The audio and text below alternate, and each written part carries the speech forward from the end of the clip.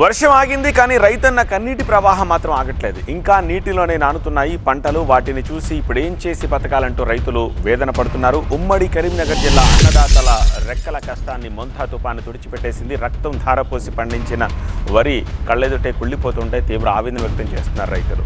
అప్పు చేసి పంట సాగు చేశామని ఇక తమను ప్రభుత్వమే ఆదుకోవాలని వేడుకుంటున్నారు రైతులు.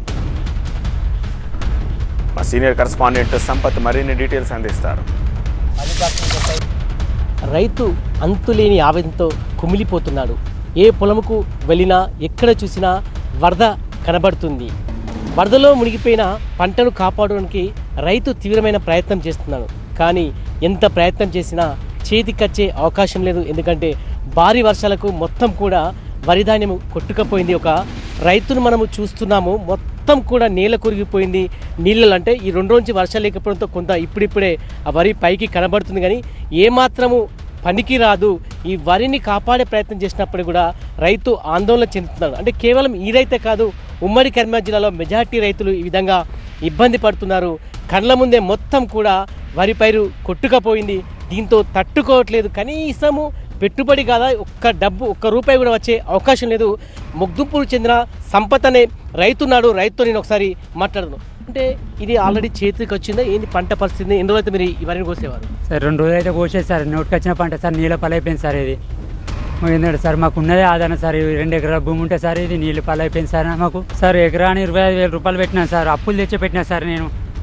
సార్ అప్పులు తెచ్చి పెట్టినా సార్. మాకు ఉన్నదే వ్యవసాయం మీద ఆధారం సార్. మాకు వేరేం బతుకులేదు సార్.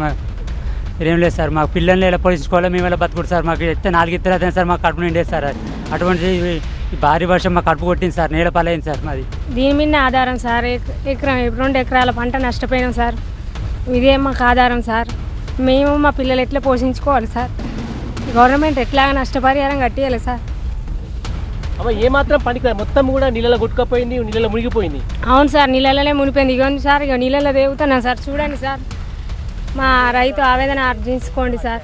2 ఎకరాల ఇలా మాకు కంప్లీట్గా మొత్తం నేల కొరిగింది. ఇంకా కూడా వాటర్ వస్తున్నాయి.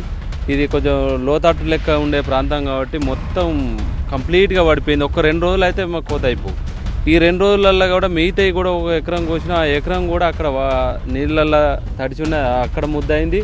ఇక్కడ ఇది కంప్లీట్ పని చేయకుండా అయింది. ఒక వ్యవసాయదారు 2 ఎకరాలు 3 ఎకరాలు ఉన్న వ్యక్తి వ్యవసాయం చేసుడు అనేది దండగా నాకు తెలిసి. ఒకసారి ఇక్కడి నుంచి నేను వెళ్ళి ఐకేపీ కేంద్రానికి వెళ్తాను. ఐకేపీ కేంద్రాల్లో ఎలాంటి కొనుగోలు చేస్తుందని మరి ప్రభుత్వం ఏమి చెప్తుంది, తేమ శాతం ఏ విధంగా అక్కడికి వెళ్ళి వివరించే ప్రయత్నం చేస్తాను.